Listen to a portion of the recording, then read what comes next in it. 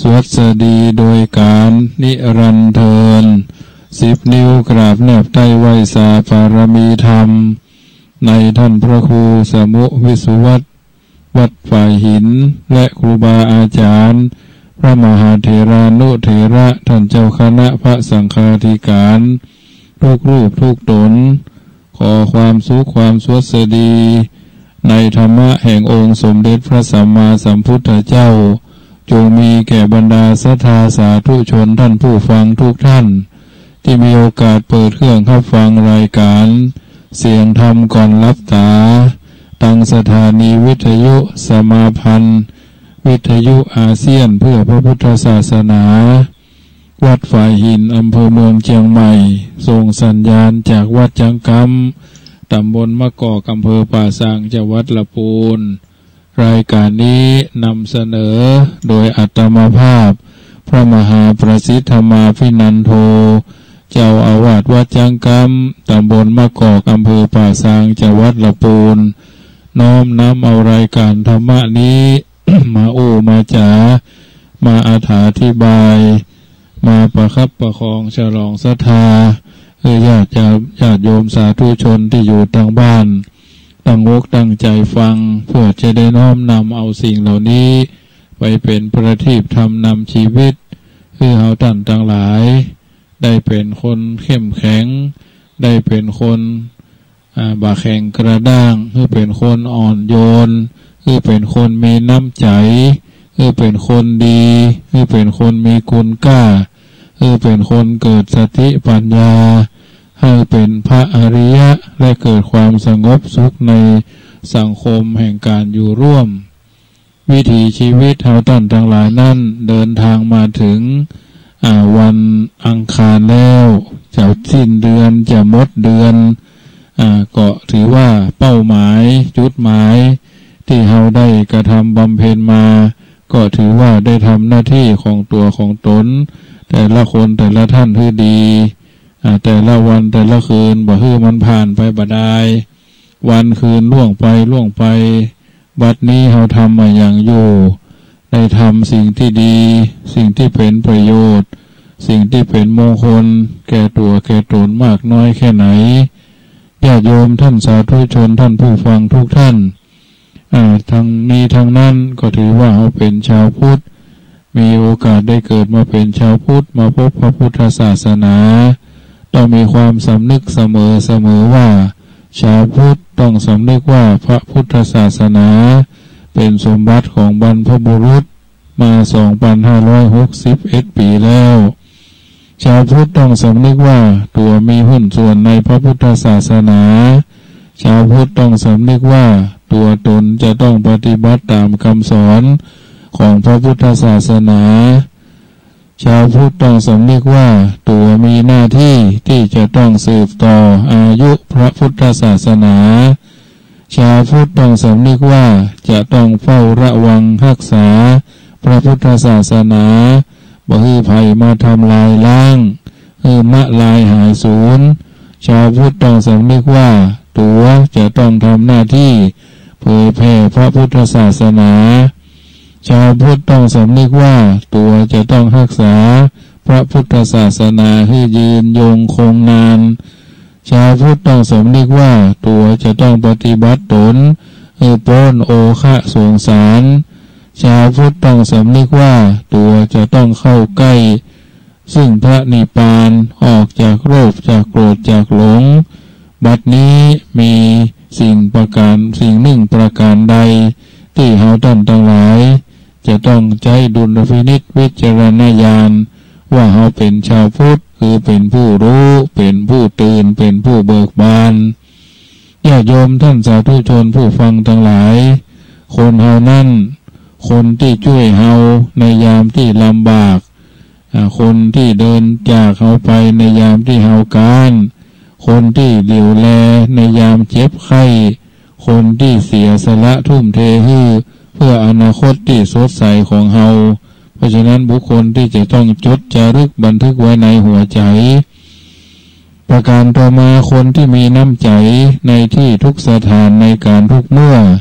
น้ำใจที่มีกันและกันทำให้ทุกๆวันเป็นวันที่สวยงาม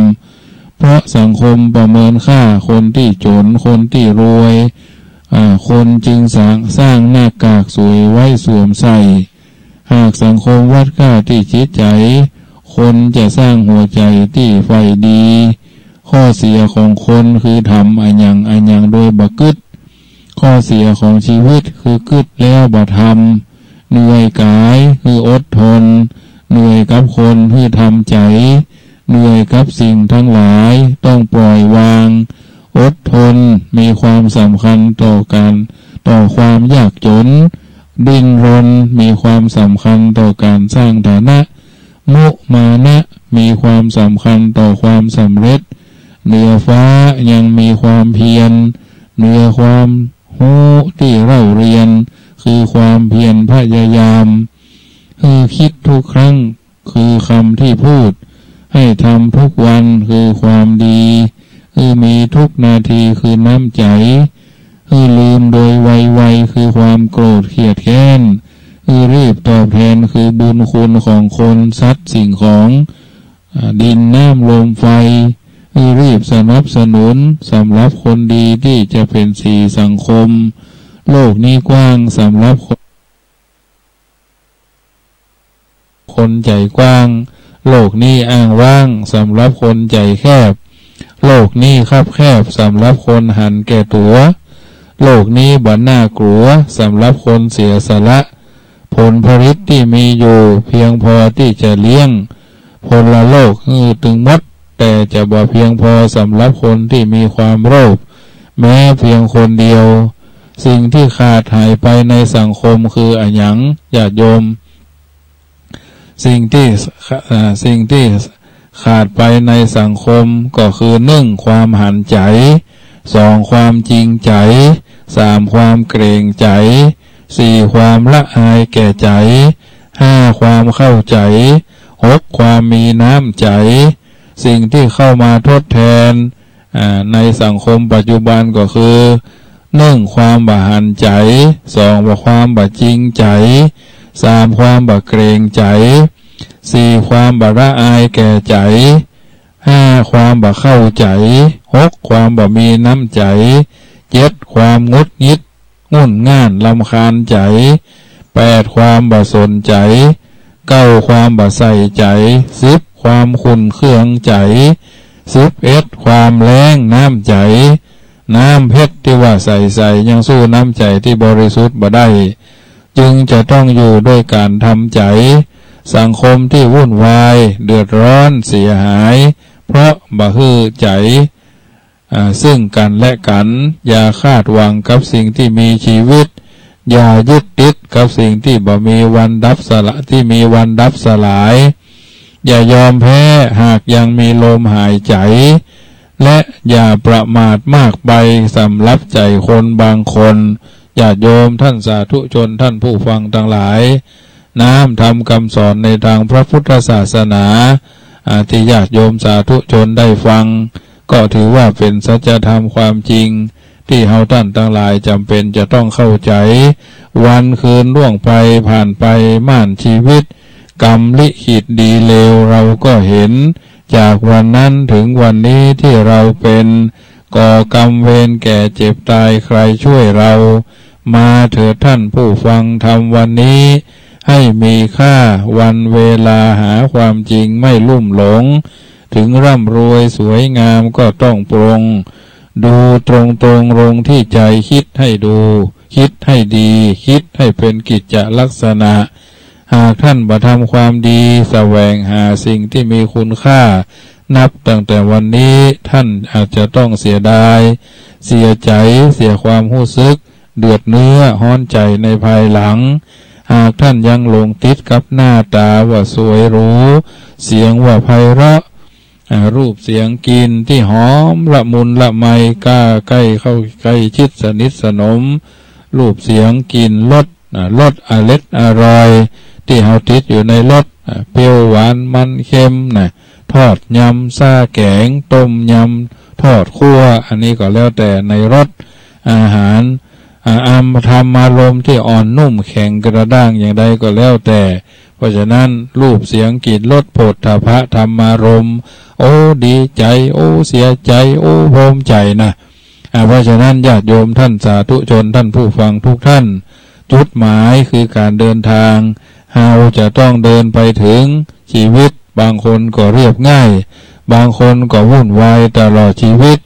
บางคนก็สำเร็จสุขสมหวังแต่บางคนผิดหวังทุกข์ท้อแท้ทั้งหมดนี้ที่สำคัญก็คือความดีจะเรียบง่ายจะวุ่นวายสำเร็จหรือผิดหวังสุขหรือทุกข์ก็ขอให้อยู่ในเส้นทางของความดีชีวิตยังต้องเดินไปจิตใจจะต้องมั่นคง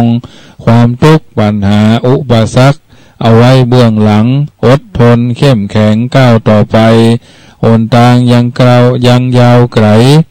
มีอย่างที่มากมายที่จะต้องพบเจอความสุขความสำเร็จยังรอคอยบ่ไปไหนก้าวเดินต่อไปท่านสาธุชนท่านผู้ฟังทั้งหลายอันนี้คือเรื่องของเสียงรายการเสียงธรรมก่อนรับตาญาติโยมท่านสาธุชนผู้ฟังทั้งหลายบรรดาภาษิตพุทธภาษิตทั้งหลายที่อยู่ในวงการพระพุทธศาสนามีพุทธภาษิตบทหนึ่งซึ่งชาวบ้านรู้จักกันดีมากคือพุทธภาษิตบทว่า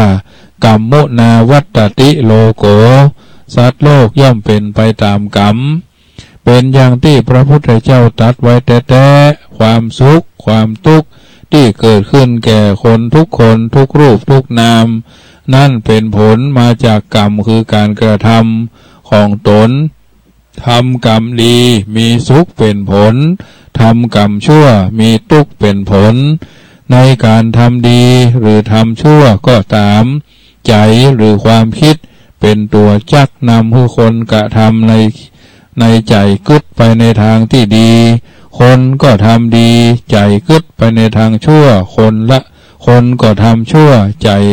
เหมือนรถนำขบวนส่วนมือเท้าเหมือนรถตัวขบวนต้องทำเรื่องต่างๆไปใจที่บงไปตามใจที่บงการดังที่ท่านกล่าวว่าใจเป็นนายร่างกายเป็นบ่าวใจเป็นสิ่งที่ลึกลับซับซ้อนที่มีอำนาจต่อความเป็นไปในใจของชีวิตของทุกคนอย่างบางคนชอบเล่าขวัญนินทาว่าให้บ่มีแปลงใส่บ่ใหญ่แปลงเอาบางคนก็อิจฉาตุเจ้าอิจฉาชาวบ้านอิจฉาตุเจ้าผู้นำระดับตำบลผู้นำระดับหมู่บ้านมันบ่เข้าใจในสิ่งเหล่านี้ก็มีการอิจฉาริษยาอาฆาตพยาบาทจองเวรจองหลานซึ่งกันและกันความคิดจิตใจมองตนไปความคิดบ่ตันอ่านจิตใจบ่ออกบอกตัวเองบ่ถูกว่าคณะนี้ใจดำหรือใจดีทุกวันนี้คนทั่วไปจะมัวสารวนสนใจในการอาบน้ำชำระกายตกแต่งหน้าตาเนื้อตัวหือเพลิดพริ้งแพรวพราวเพียงด้านเดียวบ่คำนึงถึงการแต่งตัวแต่งใจแม้แต่น้อยยังปล่อยให้มีอารมณ์บูดเน่าตกค้างอยู่ในใจทำให้เกิดอารมณ์บูดในตอนเจ้าเน่าในตอนเพลเหม็นในตอนค่ำหน้าคว่ำเหมือนม้าหมากรุกญาติโยมเกือบทุกครัวเรือนเมื่อใจซึ่งเป็นส่วนสำคัญอย่างหนึ่งในชีวิตถูกละเลยถูกมองข้ามจึงทำให้ชีวิตสับสนเกิดความบกพร่องและผิดพลาดต่อการทำงานและการดำรงตนอยู่อันเป็นที่มาของปัญหาชีวิตการที่คนรู้จักหน้าที่เอาหน้าใจเอาไว้ที่มากเอาไว้ที่นักนะการที่ดีควรรู้จักหน้าใจเอาไว้คือนักเพราะหน้าใจเป็นหน้าในบ่งบอกถึงความดีและความชั่วดังที่ว่าหน้านอกบอกความงามหน้าในบอกความดีหน้าที่บอกความสามารถจิตใจเป็นนามธรรมแอบอยู่ภายในบ่มีตัวตนถ้าจะพอหื้อหันจิตใจต้องใช้ปัญญาส่องแล้วและพอหันถ้าจะควบคุมจิตใจต้องใช้สติสัมปชัญญะสติความละลึกได้สัมปชัญญะความรู้ตัว คนส่วนมากทำชั่วทางกายทางกรรมอู้ทางจิตใจกึดนึกถึงตรึกตรองเพราะกำลังสติปัญญาอ่อนวิ่งตัวบัดตันความคิดเหมือนคนปั่นรถถีบหรือปั่นรถจักรยานวิ่งตัวเครื่องบินใจจึงรุดลอยไปตามกระแสกิเลสเป็นเหตุให้ก่อกรรมก่อทำเวรดังเรื่องนายแพทย์คนหนึ่งเป็นตัวอย่างเรื่องเล่าไว้ในจักษุแพทย์คนหนึ่งฉลาดเก่งในการรักษาตาได้เป็นยอดแต่ยามมีกิเลสในใจหมอก็จนปัญญาเข้าทำนองว่าผงเข้าตาตัวเองผงเข้าตาตัวเองนายแพทย์คนนี้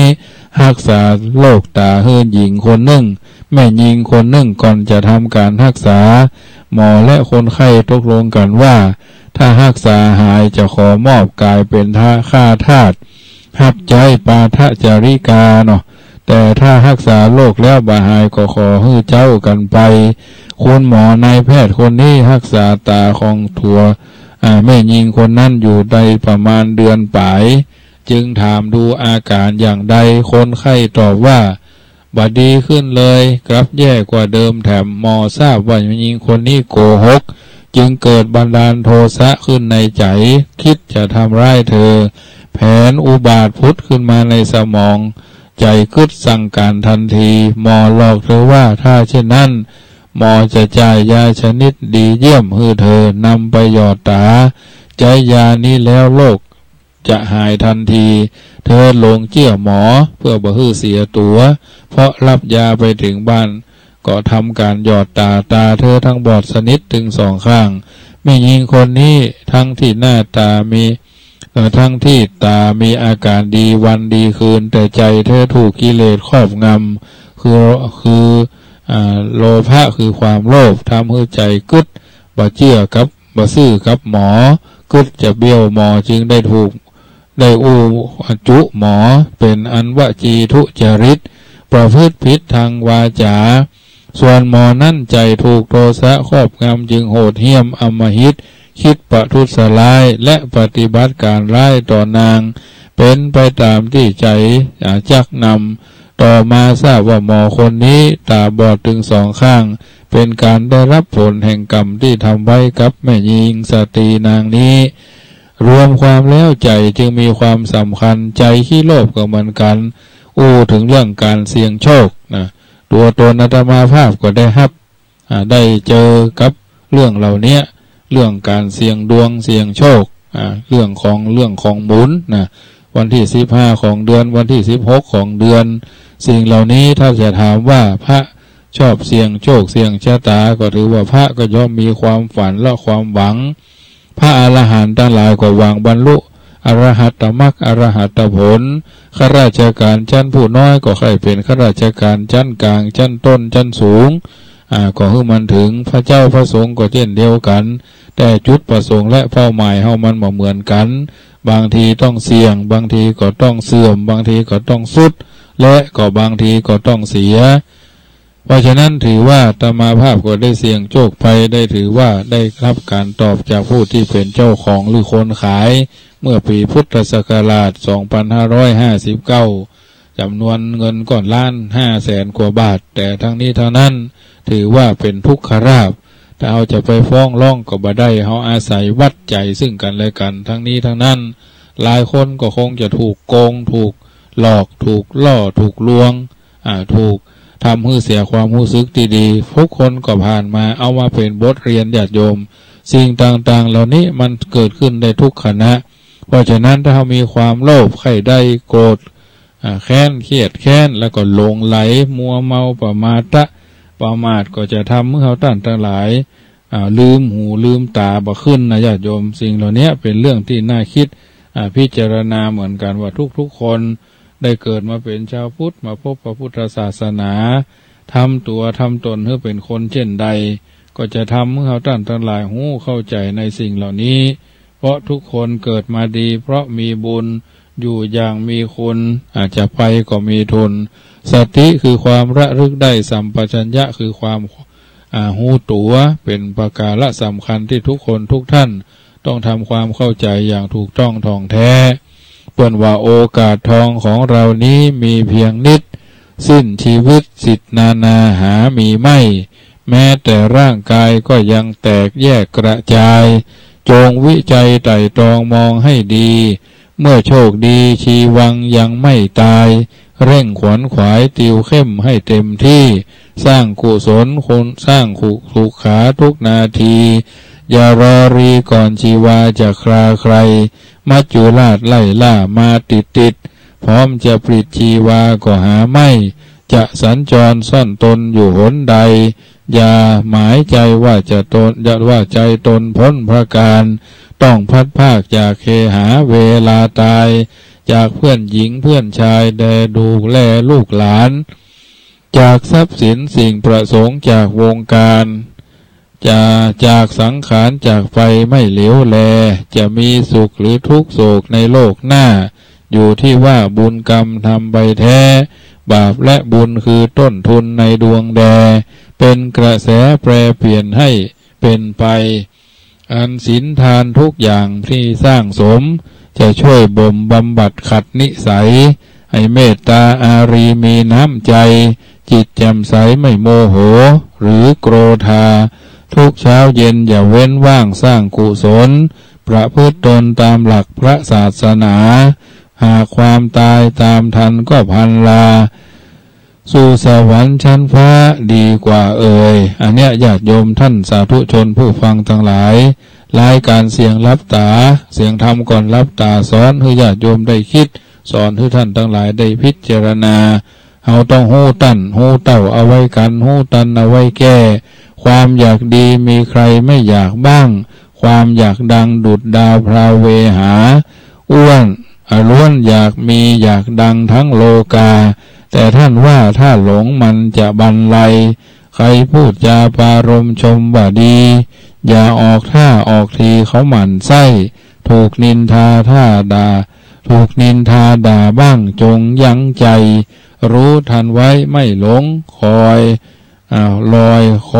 คิดครวนเพราะฉะนั้นญาติโยมท่านผู้ฟังทั้งหลายน้อมทำคำสอนในทางพระพุทธศาสนา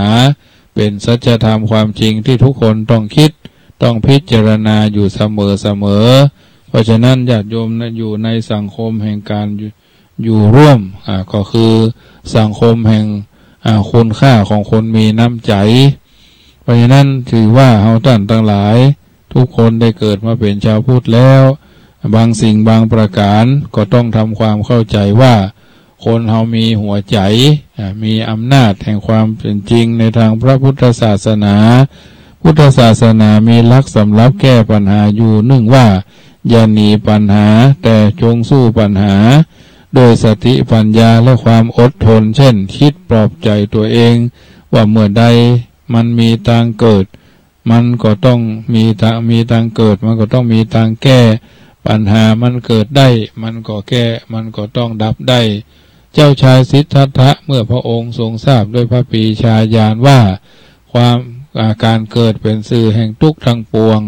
ความทุกข์108ที่ปกคลุมหุ้มห่อชีวิตสัตว์โลกเหล่านี้เพราะอาศัยการเกิดเป็นเหตุต่อมาพระพุทธเจ้าก็ได้ทรงประจักษ์แจ่มแจ้งในหลักแห่งธรรมว่าธรรมดาว่าโลกนี้ย่อมจะมีของคู่กันเสมอมีมืดมีสว่างมีอาทิตย์ก็มีพระจันทร์มีกลางวันและก็มีกลางคืนพระองค์ทรงใช้ปรากฏการทางธรรมชาติซึ่งเขาพอ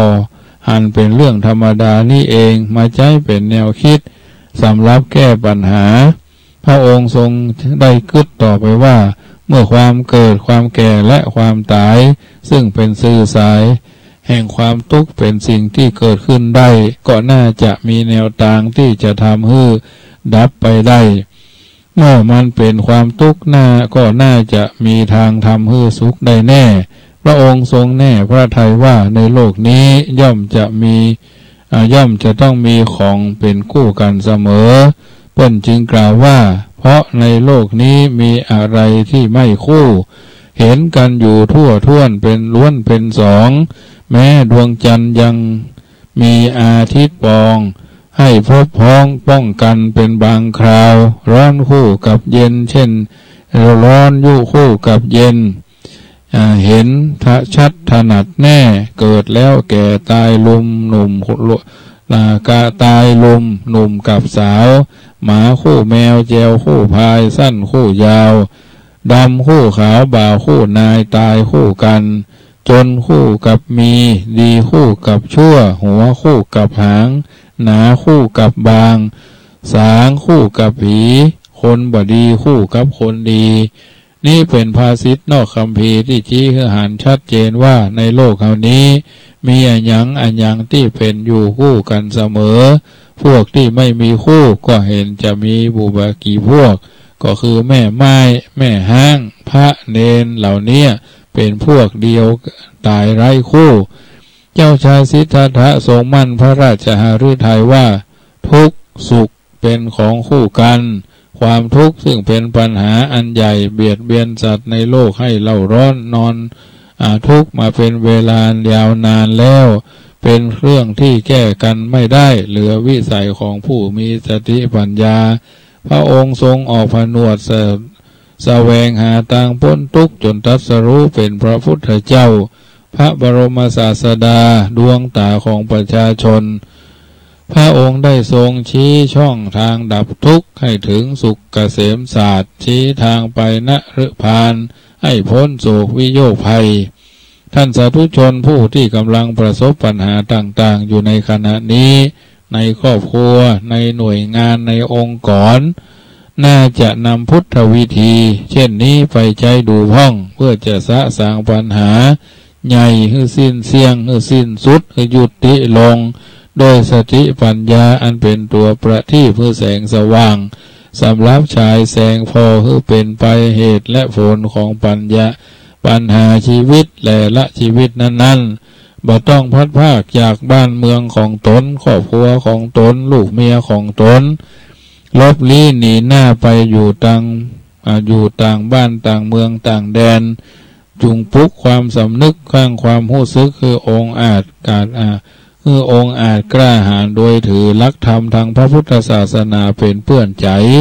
ทำใจคือนักแน่นอธิษฐานใจ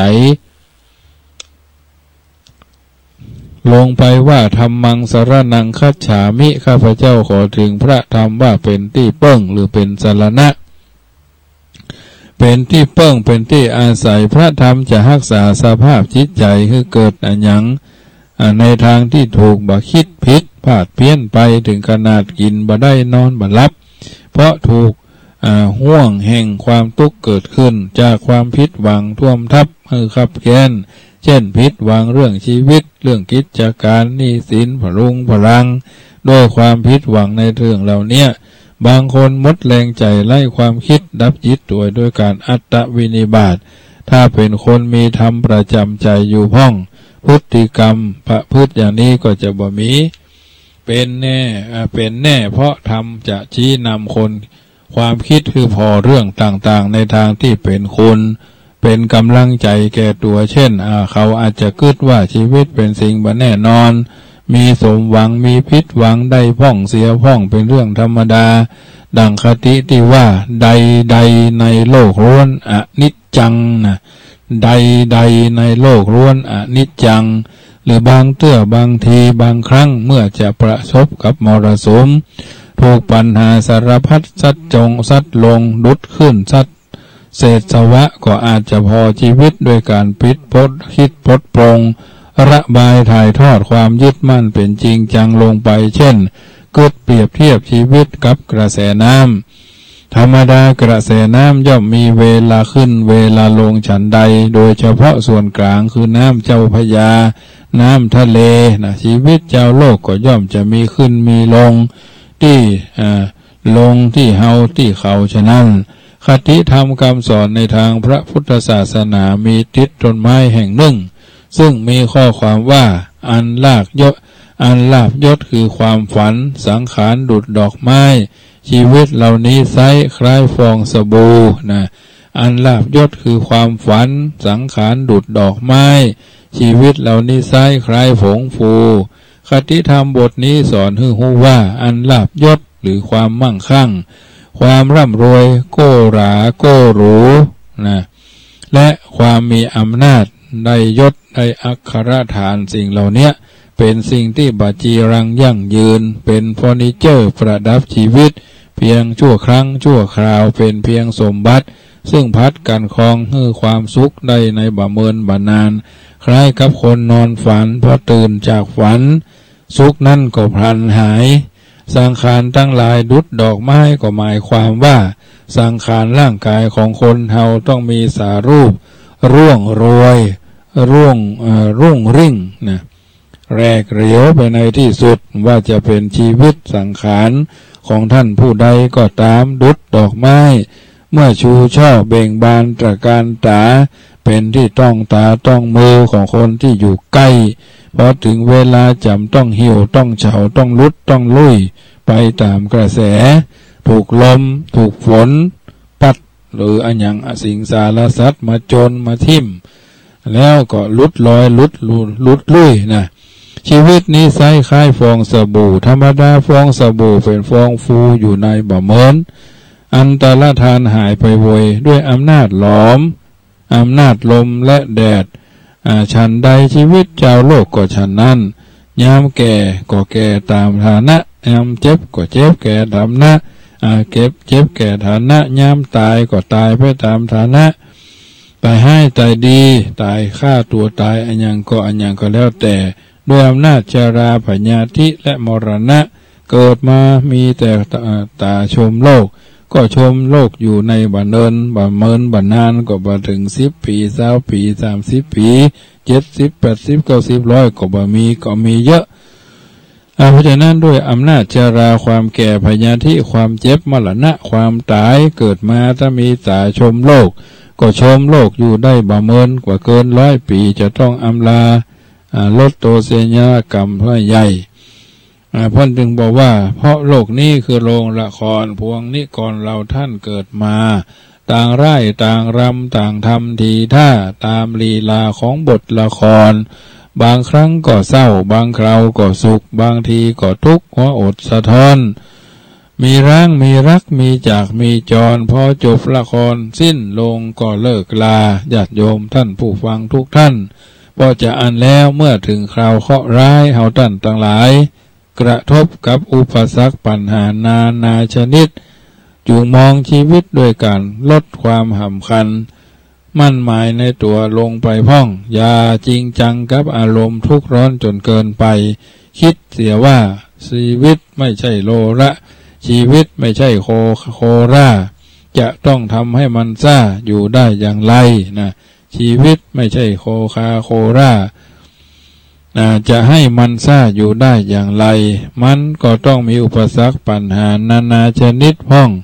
ประการสำคัญที่การเกิดวิเคราะห์วิจัยพบสาเหตุในใจความเข้มแข็งอดทนผจญกับปัญหาต่างๆบ่ต้องหนีไปในต่างแดนให้เสียเวลาอาตมาภาพก็คิดว่าคนอื่นก็ปกติจะต้องคิดเช่นเดียวคือว่าเมืองไทยเฮานี้น่าอยู่ที่สุดคนไทยและชนชาติอื่นก็มาอาศัยห่มไผ่ใบบังปึ่งพระบรมโพธิสมภารก็มากโคมากลายมากประการมากจริตอัตยาศัยที่จะคอยแผ่กิ่งก้างใบร่มเย็นเป็นสาธารณชนอยู่เช่นร่มเงาของหมู่ญาติแม่และร่มเงาพระบารมีในหลวงทุกราชการพระบรมวงศานุวงศ์ทุกพระองค์เริ่มงานจากชาติที่มั่นคงร่มเงาแห่งพระพุทธศาสนาร่มเงาเหล่านี้ย่อยค่อย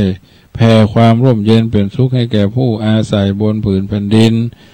เดินไทยมาโดยตลอดดังนั้นการมีชีวิตอยู่ในบ้านเมืองของเฮาจะสุขพ่องจะทุกข์พ่องก็เป็นเรื่องของเฮาถือว่าเป็นที่พอทนทานได้จึงคิดเสียว่าบ้านเมืองของเฮาถึงจะหนาวก็พอถึงจะหนาวก็พอฟ้อนถ้าจะฮ้อนก็พอลำบ้านเมืองของเฮาถึงจะหนาวก็พอฟ้อนไข้จะหน้าฮ้อนก็พอลำคุณธรรมประจำใจคือสติปัญญาจะยืนอยู่กับสถานการณ์ด้วยปฏิภาณไหวพริบเฉียบแหลมใจโอกาสปรับใจคือเข้ากับสถานการณ์เหมือนจักกิ้มตะตกโตจักกา แมงจักกะล่ามันเปลี่ยนสีกายคือกลมเกินกับพื้นที่วิธีการเช่นนี้เป็นวิธีที่ถูกต้องเพราะเป็นวิธีที่จะแปลสิ่งร้ายให้กลายเป็นดีแปลสิ่งที่ไร้สาระให้เป็นสาระที่เป็นสิ่งที่เป็นสาระแถมประการหนึ่งคนมีธรรมะและประพฤติธรรมนั้นจะมีตัวรู้อันเป็นตัวอัตโนมัติประกอบอยู่ที่จิตใจทำให้เกิดความไวที่จะหู้เต้าหู้ตันในเรื่องต่างๆโดยเฉพาะเรื่องที่เป็นปัญหาเพราะว่าความหู้เต้าจะทำให้กึศป้องกันความหู้ตันจะทำให้คิดแก้ไขความหู้เต้าจะทำให้คนคิดป้องกันและความหู้ตันจะทำให้คนคิดแก้ไขความสุขุมรอบคอบควรความรู้จักควรมิควรคุณภาพเหล่านี้ล้วนเป็นสิ่งที่เกิดมาจากคุณธรรมคือปัญญาฉะนั้นการที่จะนำเรื่องเหล่านี้มาชี้แจงแสดงไว้ในตอนต้นธรรมบรรยายในวันนี้ก็เป็นประสงค์จะต้องให้ข้อคิดแก่ท่านผู้มีปัญหาชีวิตซึ่งกำลังจะเดือดร้อนร้อนทุกข์สภาพจิตใจฟุ้งซ่านรำคาญกำลังเกิดปัญหาด้วยการฆ่าตัวตายซึ่งก็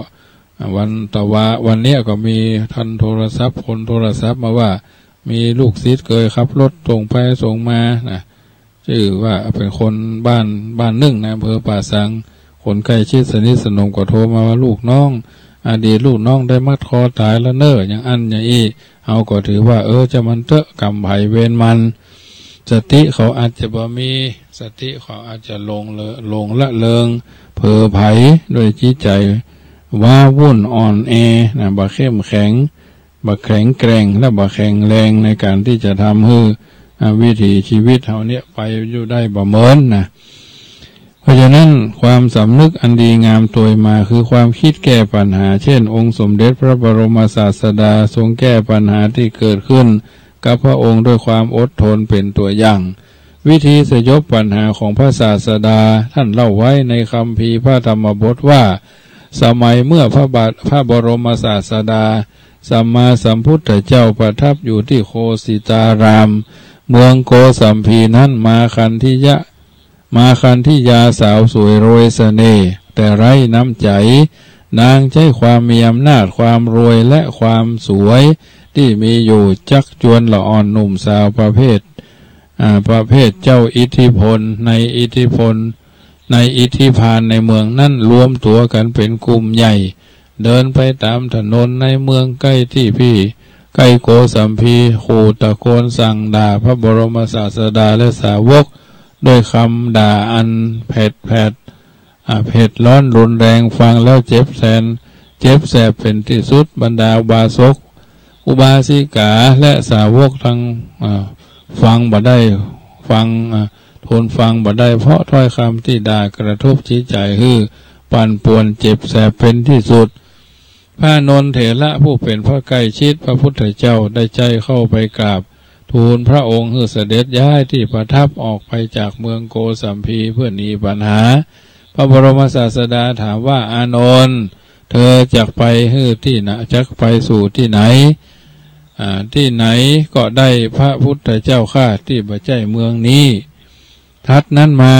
พระพุทธเจ้าก็ตรัสว่าถ้ามีปัญหาเกิดแถมก็หนีไปสู่ที่อื่นแถมต่อไปพระศาสดาจึงตรัสถามกับพระอานนท์เป็นสุดท้ายว่าอานนท์การทำอย่างนี้บ่ควรปัญหาเกิดขึ้นที่ใดปัญหาที่นั่นก็จะสงบระงับจบลงด้วยดีจึงควรไปในที่ไม่ควรจึงควรไปในที่อื่นอานนท์พวกที่ร้องด่าเหล่านั้นเป็นไผอานนท์จึงทูลว่าพลเหล่านั้นเป็นพวกเกเรซึ่งนางมาคันธิยาจ้างวานมาพระศาสดาตรัสว่าอานนท์เฮาเป็นเช่นกับช้างศึกซึ่งก้าวทรงลงสู่สนามรบแล้วก็อาจจะทวงลูกศรพ่องซึ่งพวกที่นักรบยิงมาจากทิศทั้งสี่ย่อมเป็นหน้าที่ของช้างฉันใดที่จะชื่อว่าการอดทนต่อถ้อยคำอันทุศีลเป็นอันมากกว่าแล้วก็เป็นกาภาละ ของเฮาทั้งของเฮาฉะนั้นเหมือนกันจากนั้นพระบรมศาสดาได้ตรัสเตือนอานนท์ว่าดูก่อนอานนท์เธออย่าคิดให้เสียเวลาเลยหมู่เขาคงด่าได้บักเกิน7 วันแน่ฟังพ้นจากนั้นแล้วหมู่เขาก็เมื่อยปากอยากยุดก็ยุดกันไปเองเรื่องราวเกี่ยวกับพระพุทธเจ้าพุทธศาสนาของเฮานี้ก็ถือว่าเป็นการแก้ปัญหาพระองค์บัดได้ทรงหนีปัญหาประกอบกับที่ว่าปัญหาเหล่านั้นมีปัญหาที่สมควรแก้ประการที่2ประการแรกคือบัดทรงกลัวปัญหา2พระองค์ทรงใช้ขันติธรรมอดทนอดกลั้นมั่นคง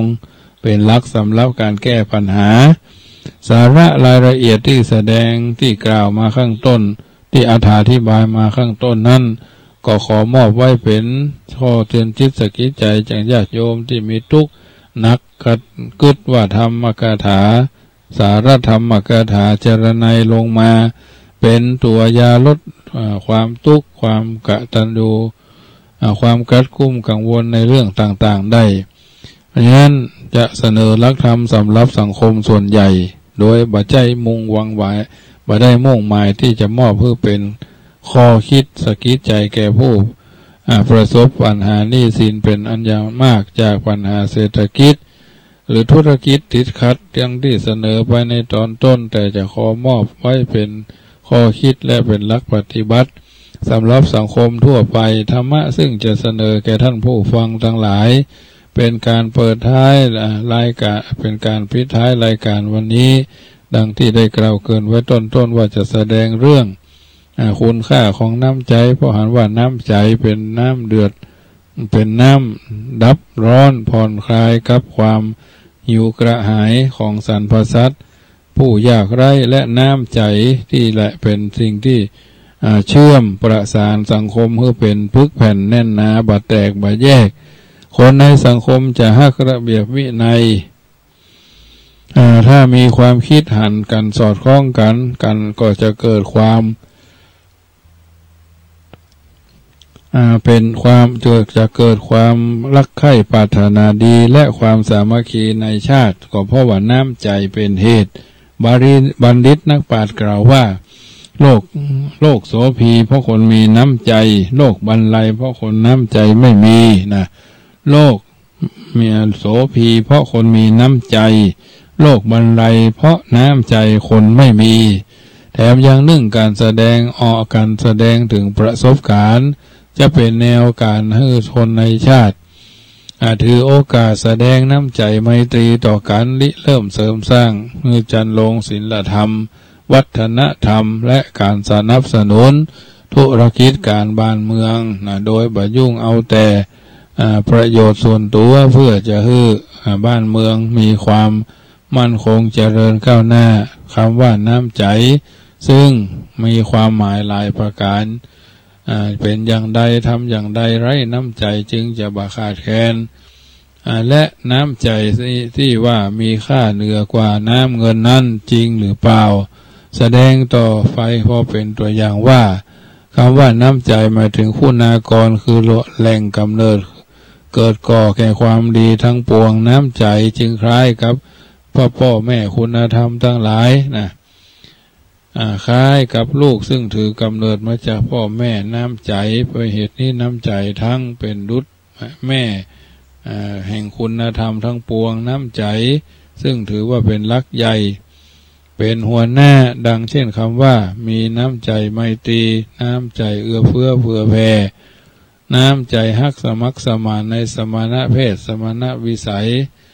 ของเฮาเจริญไปตามลำดับโอกาสเวลาเพราะจิตใจเฮาฝึกการที่คนส่วนใหญ่ในปัจจุบันเมินเฉยต่อการอยู่กับกันเป็นกลุ่มเป็นก้อน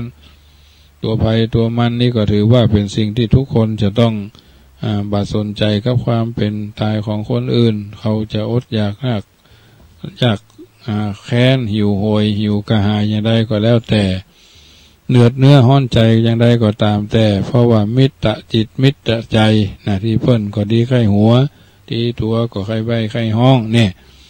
ส่วนคนที่มีน้ำใจจะมีอารมณ์สำหรับคนอื่นเสมอระลึกนึกถึงผู้อยู่ด้วยผู้อื่นด้วยความกตัญญูกตเวทีหวังให้ผู้อื่นอยู่ดีกินดีมีความสุขด้วยอำนาจแห่งเมตตาธรรมนอกจากนี้คนมีน้ำใจ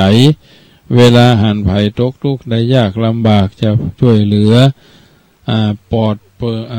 ลื้องให้พ้นจากความทุกข์ด้วยอำนาจแห่งความกรุณา บ่ใจบ่จืดใจบ่จืดใจบ่ดำใจบ่กำใจบ่เศร้าพอที่จะทนดูผู้ที่มีผู้อื่นด้วยความยากลำบากแต่ถ้ามีน้ำใจสะอาดบริสุทธิ์ย่อมเปี่ยมไปด้วยสิ่งที่ดีที่งามทำให้มีความเข้าใจในสิ่งเหล่านี้ได้เสมออย่างนั้นก็อยากจะเป็นนักหนาที่จะนิ่งดูดายในความโชคร้ายของเพื่อนร่วมโลกดังเช่นเรื่องที่กล่าวไว้ในหลายที่หลายทางเรื่องของการดำเนินชีวิตเอาท่านทั้งหลายได้เสมอเพราะฉะนั้นถือว่าทุกคนมีโอกาสสร้างสิ่งที่ดีที่งามด้วยความเป็นผู้มีความเข้าใจในสิ่งต่างๆเหล่านี้ได้เพราะฉะนั้นถือว่าทุกคนนั่นเป็นชาวพุทธที่มีหลักเกณฑ์หลักการหลักแหล่งหลักธรรมน้อมนำไปเป็นข้อเตือนจิตสกิดใจกันสม่ำเสมอฉะนั้นญาติโยมท่านสาธุชนผู้ฟังทั้งหลายเรื่องของพระบรมศาสดาทรงฝากไข่เจ้าวันหนึ่งพระพุทธเจ้าทรงสอดส่องดูความเป็นไปของเจ้าโลกโดยเครื่องหูคือพระญาณทรงหันพระรูปหนึ่งชื่อว่าพระปูติคัตตติสะเถระพระปูติคัตตติสะเถระซึ่งป่วยนักนอนรอความตายอยู่บนเตียงท่านพระเถระถูกทอดทิ้งไว้เพื่อว่าเวเอกาอยู่เดียวดายอยู่ตัวเดียวทั้งนั้นก็เพราะว่าท่านป่วยเป็นโรคประหลาดมีป่มน้ำป่มเล็กใหญ่พ่องโตใหญ่พ่องน้อยพ่องเกิดขึ้นตามเรือนร่างของท่านต่อมาเป็นตะปุ่มตะปำเหล่านั้นแตกเป็นน้ำพุน้ำแหละน้ำแผ่หนองพุพองมีกลิ่นหนองไหลซึมออกมาเลอะเทอะทั่วเรือนร่างทรงกินเหม็นคุกเข้าอบอวนหยุดดุดสากศพเปื้อนพระภิกษุคอยช่วยเหลือท่านอยู่ทนบ่ไหวจึงตีจากไปหลายเทื่อไปบ่มีเหลือท่านต้องทุกข์ระกรรมลำบากอย่างแสนสาหัสพระบรมศาสดาทรงทราบพระองค์ก็ทรงประทานน้ำใจให้พระติสสะทันทีโดยเสด็จไปเป็นเพื่อนปฏิบัติกับพระป่วยซึ่งทำให้พระเถระทำให้ท่านพระเถระทราบซึ้งในความกรุณาปราณีของพระองค์เป็นอย่างมากพอได้จังหวะพระองค์ก็ทรงแสดงธรรมให้ฟังท่านพระเถระฟังแล้วก็บังเกิดปิติซาบซ่านมีความลืมความทุกข์ความทรมานหลุดพ้นจากกิเลสเป็นสมุจเฉทปะทานเป็นอรหันต์องค์หนึ่งจึงมรณภาพนี่คือบุคคลตัวอย่างแห่งยุคเป็นปฏิปทาของพระบรมครูผู้มีน้ำใจจะแจกจ่ายน้ำใจไมตรีกรุณาปราณีความเอื้อเฟื้อเผื่อแผ่แก่เพื่อนร่วมโลกท่านสาธุชนทั้งหลายท่านคงจะบำเพ็ญทานมาเป็นบางส่วนเช่นการตักบาตรทำบุญเชื้อจุนผู้ยากไร้บำเพ็ญวัตถุทานสร้างโรงเรียนส่งพยาบาลสถานสาธารณะการบำเพ็ญทานอย่างนี้นับว่าดีอยู่แล้วแต่ถ้าจะเพิ่มเติมการมอบน้ำใจให้เป็นทานแก่คนทั่วไปด้วยก็จะช่วยเพิ่มเติมเสริมสมรรถภาพบารมีแก่ท่านยิ่งขึ้นเพราะการเพราะการเติมน้ำใจเอาไว้บ่อยๆจิตใจจะไม่แห้งแล้งใจจะชุ่มชื่นเยือกเย็นเป็นปกติคุณค่าของความดีทั้งหลายที่เกิดมาโดยมาอุปมาเหมือนต้นไม้ใหญ่ใบดกปกหนาสะกุณานกหนูก็ได้มาอาศัยเขาว่าย่อมเป็นที่เพิ่งอาศัยของหมู่วิหกนกกาลับฉันได้จิตใจก็เป็นมโนธรรมสำนึกเป็นน้ำหล่อเลี้ยงของฉันน้ำหล่อเลี้ยงก็ฉันนั่นจะกึดจะเอื้อเฟื้อเผื่อแผ่จะแจกจ่ายความสุขสบายให้แก่ตัวตนคนอื่นความเอื้อเฟื้อก็ถือว่าช่วยเหลือกันในยามปกติ ในคราวตกทุกข์ได้ยากชื่อว่าเป็นการแสวงหาเคราะห์เป็นการสงเคราะห์กันเป็นเหตุที่เกิดความฮักความนับถือเป็นพี่เป็นน้องเป็นมิตรเป็นสหายเป็นไอ้นั่นไอ้นี่เป็นน้องนั่นน้องนี่พี่นั่นพี่นี่เป็นตัวเป็นเปิ้นถึงบอกว่าบาดใจญาติบาดใจเชื้อถ้ามีความเอื้อเฟื้อก็เหมือนเนื้อในป่าแม้เป็นชาติเป็นเชื้อไร้ความเอื้อเฟื้อก็เหมือนเนื้อในป่านะเพราะฉะนั้นญาติโยมสาธุชนท่านผู้ฟังทั้งหลายความมีน้ำใจอบอ้อมอารีอยู่เหนือใต้ตกออกภาคกลางนับว่ามีความสำคัญต่อกันตลอดชีวิตเพราะฉะนั้นถือว่าเฮาท่านทั้งหลายนั้นมีความอบอ้อมอารีจะเกิดเสน่ห์มีคนเสน่หาในเรื่องรักเรื่องใคร่จ้อมตัวมาเป็นทาสเป็นบริวารก็เพราะว่าความอบอ้อมอารีความมีน้ำใจนั่นแหละบริวารมาเพราะน้ำใจมีบริวารมีเพราะมีบริวารมีหนีเพราะน้ำใจลดนะบริวารหดหายก็เพราะว่าน้ำใจมันแห้งแถมยังนึ่งความมีน้ำใจจะก่อให้เกิดความปรารถนาดีต่อกันอยากจะกระทำสิ่งที่เป็นคุณต่อกันและกันเวลาประกอบก็จะเจอยิ้มแย้มแจ่มใสในฐานะที่ว่าเคยร่วมกิจการงานบุญพุทธศาสนาเป็นลำดับไปนั้นเจรจาปราศัยต่อเสียงนุ่มนวลขอถ้อยคำไพเราะอ่อนหวานเรียกว่าสุปูจาภาษาภาษากุหลาบไม่ใช่อุสาภาษาภาษาดอกอุตภิษนะคนมีน้ำใจมุ่งประโยชน์แก่ผู้ประอยู่ประจำผู้ใหญ่จะประพฤติการใดๆก็ต้องมองต้องพอนะที่จะเป็นเหตุให้ประโยชน์ให้โดยมุ่งความเจริญก้าวหน้าความมุ่งหมายความเรียบร้อยมุ่งหาความสามัคคีและมุ่งหาความมั่นคงน้ำใจที่คุณค่ามหาศาลนั้นกล่าวมาจึงอยากจะให้พี่น้องชาวไทยมีน้ำใจต่อกันและกันดังนั้นน้ำใจจึงเป็นลักษณ์ศักดิ์สิทธิ์เป็นลักษณ์ที่เชิดชูตัวตนเราท่านทั้งหลายว่าเป็นสิ่งเหล่านี้มันเป็นจะใดดังนั้นเพิ่นบอกว่าทำน้ำท่าน้ำคลองจะเป็นรองน้ำใจน้ำเย็นน้ำใสในน้ำเย็นน้ำใสใจดีกว่าน้ำหวานน้ำอ้อยก็ด้อยราคาโลกเราโสภาก็เพราะน้ำใจท่านทั้งหลายโปรดอย่าลืมธรรมภาษิตที่กล่าวเอาไว้ว่าโลโกปถัมภิกาเมตตาทำค้ำจุนโลกหมายความว่าถ้าเราอยากจะอยู่ให้เขาฮักอยากให้เขาเสียได้ตายให้เขากึดถึงเติงหาอย่าลืมสร้างน้ำใจเมตตาธรรมเพราะเมตตาธรรมค้ำจุนโลกเรื่องเหล่านี้ถือว่าพระพุทธเจ้าตรัสไว้แล้วธรรมาภาพก็ก้อนไกลเอามาให้ญาติโยมสาธุชนได้ฟังแล้วก็ถือว่าเป็นตัวอย่างที่ดีในการที่จะก้าวไปสู่จุดประสงค์และเป้าหมายที่เราท่านทั้งหลายปรารถนาคือความสุขกายสบายใจนะเพราะฉะนั้นถือว่าทุกคนมีจุดหมายในการที่จะทำดีละความชั่วทำใจที่ใสน้ำเพชรที่ว่าใสยังสู้น้ำใจที่บริสุทธิ์บ่ได้สาธุชนคนดีได้ฟังแล้วก็เพราะว่าเอาท่านทั้งหลายนั่นเป็นผู้รู้ที่จะแก้ปัญหาต้องใจสมองปองดองปวงประชาสถาบันก็ต้องรักษาพระพุทธศาสนาก็ต้องบำรุงไปเกื้อกันมาในญาติโยมสิ่งต่างๆเหล่านี้เป็นสิ่งทุกคนจะต้องกระทำบำเพ็ญให้เป็นไปตามวาระโอกาสและจังหวะเวลาเสมอเพราะฉะนั้นถือว่ารายการเสียงธรรมก่อนรับตานั้นเป็นอาหารใจประเภทหนึ่งหรือเฮาท่านทั้งหลายได้มีความคิดในการดำเนินชีวิตอย่างใดก็ตามเพื่อว่าชีวิตโลกและจักรวาลมีปรากฏตามหลักคำสอนของพระพุทธศาสนาโดยกล่าวถึงสิ่งทั้งปวงบ่แน่บอกว่าจะเป็นรูปธรรมนามธรรมเป็นเครื่องวัตถุหรือจิตใจเป็นสัตว์เป็นสิ่งของสรรพสิ่งทั้งหลายล้วนเป็นไปตามธรรมชาติแห่งเหตุแห่งปัจจัยย่อมเป็นของปัจจัยสัมพันธ์ที่ตกอยู่ภายใต้กฎแห่งอันซึ่งในภายใต้กฎ ซึ่งครอบคลุมความเป็นไปของสรรพสัตว์หลักการแม่บทมีความพุทธมี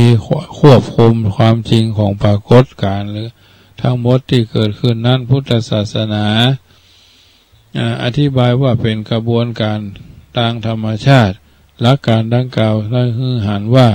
มนุษย์เป็นผลผลิตและเป็นส่วนหนึ่งของธรรมชาติดังนั้นชีวิตของมนุษย์จึงต้องตกอยู่ในภายใต้กฎธรรมดาธรรมชาติคงหลีกทางที่เร็วคงจะหลีกเลี่ยงบ่ได้และถึงแม้ว่าความจริงของชีวิตจะเป็นปรากฏการณ์ที่เป็นไปตามธรรมดาแห่งเหตุแห่งปัจจัยก็ส่วนมากก็จะบ่เข้าใจในเรื่องความจริงข้อนี้เป็นเหตุให้บ่สามารถที่จะกำหนดท่าทีและการกระทำที่ถูกต้องเพราะฉะนั้นเมื่อความเข้าใจในธรรมชาติหรือการปรากฏการณ์ของชีวิตอันจะนำไปสู่ความเข้าใจในความจริงของชีวิตเบื้องต้นจะกล่าวถึงความรู้เบื้องต้นเกี่ยวกับชีวิตจากนั้นก็จะกล่าวถึงอัตถธรรมสารธรรมไปตามลำดับถึงกำเนิดของชีวิตมีอยู่2ประเภทภพภูมิของชีวิตและความจริงของชีวิตตามลำดับความเบื้องต้นแห่งการอยู่เป็นอยู่ของคนเฮานี่ก็คือว่าวิถีชีวิตของเฮานั่นชีวิตของเฮานั่นเป็นจะใดแตกเริ่มทีบางคนก็อาจจะเข้าใจแล้วบางคนก็บ่เข้าใจความจริงของชีวิตญาติโยมสาธุชนท่านผู้ฟังทั้งหลายพุทธศาสนาแสดงไว้คือหันความจริงของชีวิตดังนี้ก็คือชีวิตคือผลรวมขององค์ประกอบ5ประการพุทธศาสนาถือว่าเป็นชีวิตที่เกิดจากองค์ประกอบต่างๆรวมตัวกันอาศัยกันเป็นระเบียบและเป็นกระบวนดังนั้นจึงจะห้องกันว่าสัตว์บุคคลตัวตนเขาจึงจำเป็นจะต้องมีจะต้องเป็นนั้นจึงจะเป็นเพียงคำสมมุติเรียกว่าขันธ์ห้าก็ถือว่าที่ประชุมชุมนุมกันในตัวเขาเนี้ยเหมือนกับส่วนประกอบต่างๆเช่นล้อเพลาประตูเป็นต้นขันธ์มีความหมายตามสาวกองใช้เป็นคำอธิบายเพื่อสื่อให้เข้าใจในเรื่องส่วนประกอบต่างๆของความเป็นมนุษย์นะที่รวมเป็นที่รวมเป็นชีวิตแล้วถูกบัญญัติว่าสัตว์บุคคลตัวตนเขาเป็นต้นโดยจำแนกแยกกลุ่มออกไปเป็นกลุ่มประกอบต่างๆตามลักษณะของแต่ละอย่างเป็น5กองเรียกว่าขันธ์5หรือว่าเบญจขันธ์ดังนี้รูปขันธ์กองแห่งทุกข์มหาภูตรูปคือสภาวะเกิดเป็นใหญ่ๆโตๆเป็นต่างๆนานาได้มากมายอันนี้เป็นเรื่องรายละเอียดที่ญาติโยมสาธุชนจะต้องศึกษาจากตำรับตำราหนังสือหาครูบาอาจารย์อย่างไรก็แล้วแต่เอามีโอกาสได้ศึกษาเล่าเรียนเขียนอ่านเอาท่านทั้งหลายก็จะพบหนทางที่สว่างกระจ่างแจ้งญาติโยมท่านผู้ฟังทั้งหลายรายการเสียงธรรมก่อนรับตามาถึงช่วงสุดท้ายเกินชั่วโมงสุดท้ายออกตั้งแต่20:00 นเกินถึง4:00 นรายการนี้เป็นอาหารใจให้ญาติโยมได้คิดพิจารณาว่าวันเวลาผ่านไปบัดนี้เฮาทำอะไรอยู่ทำหน้าที่อันอย่างของเฮาพุทธศาสนาเฮานั้นมีแนวทางในการแก้ปัญหาคือความทุกข์อยู่ว่าเมื่อมีปัญหามีความทุกข์ถ้าต้องแก้ปัญหาคือถูกจุดและได้ผลต้องแก้ที่ต้นต่อต้นเหตุจึงจะได้ประโยชน์สามารถสลายปัญหาคือความทุกข์ลงได้หากแม้บ่ถูกจุดทำบ่ถูกที่และเวลาย่อมบ่ได้ผลทั้งเสียเวลาเสียทรัพย์และยิ่งทำให้ปัญหาของปัญหาขยายตัวออกไปบ่ฮู้จักจบจักแล้วเหตุแห่งปัญญาทั้งมวลบอกว่าจะเกี่ยวข้องกับยาเสพติดเศรษฐกิจสังคมการเมืองเป็นต้นล้วนเกิดจากความจากบุคคลในชาติบ้านเมืองของเฮาละเลยบ่รักษาศีลบ่รักษาธรรมพร้อมทั้งละเลยบ่ปฏิบัติธรรมคือบ่ทำหน้าที่ของตนเองให้ถูกต้องตามหลักธรรมจึงป้ากันได้รับผลพวงดังที่ปรากฏในขณะนี้ถ้าต้องการแก้ปัญหาภายในชีวิตของเฮาให้หมดเสี่ยงที่จะยืนยงถาวรตลอดไปต้องปลุกจิตใจสำนึกให้คนไทยรักชาติรักษาศีล5ตามหลัก ศาสนาที่ตนนับถือและฮือปฏิบัติธรรมคือการทำหน้าที่ของตนฮือถูกต้องและเหมาะสมควบคู่กันไปเช่นพ่อแม่และบุตรธิดาต้องทำหน้าที่ของตนฮือเหมาะสมต่อกันครูบาอาจารย์และศิษย์จะต้องทำหน้าที่ของตนฮือเหมาะสมต่อกันสามีภรรยาก็ต้องทำหน้าที่บริสุทธิ์ใจต่อกันจึงจะอยู่กันยืดยาวนะมิตรสหายต้องทำหน้าที่ของตนให้เหมาะสมต่อกันผู้นำหรือผู้บังคับบัญชาผู้ใต้บังคับบัญชาก็ถือว่าเป็นผู้ที่จะต้องคิดต้องพิจารณาจะต้องทำหน้าที่ของตนคือเหมาะสมจึงจะสามารถป้องกันและแก้ปัญหาได้ประเทศไทยจะต้องร่วมกันร่วมด้วยช่วยกันนำพาคนในชาติให้ดำเนินชีวิตไปแนวทางที่ถูกต้องและเป็นที่ดีเป็นอันเดียวกันดังพระบัณฑิตนักปราชญ์เพิ่นกล่าวเป็นคาถาย้อนใจเอาไว้ว่าวัดจะดีมีหลักฐานเพราะบ้านช่วยบ้านจะสวยเพราะมีวัดดัดนิสัยบ้านกับวัดผัดกันช่วยก็อวยชัยถ้าขัดกันก็บรรลัยทั้งสองทางเพราะฉะนั้นท่านผู้ฟังสาธุชนคนดีกัลยาณมิตรผู้มีจิตอันเป็นกุศลทุกท่านเมื่อทุกคนดำรงตนมีศีลห้าพร้อมทั้งปฏิบัติธรรมทำหน้าที่ของตนให้ถูกต้องเหมาะสมแล้วครอบครัวตำบลอำเภอจังหวัดชาติประเทศบ้านเมืองของ